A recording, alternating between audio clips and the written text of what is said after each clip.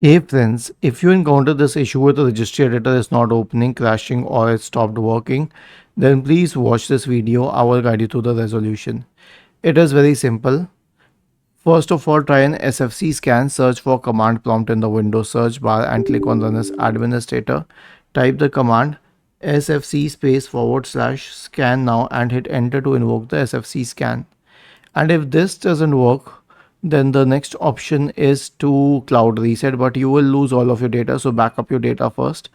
Right click on the start button, select settings from the menu, go to the system tab on the list on the left hand side, select recovery in the right pane, click on reset PC, select remove everything, and then select cloud download. This will fix your problem. Was this helpful? If yes, then please subscribe to the channel. And if not, then let us know in the comment section of the video on how we could help you better. Thank you for watching this video and have a nice day.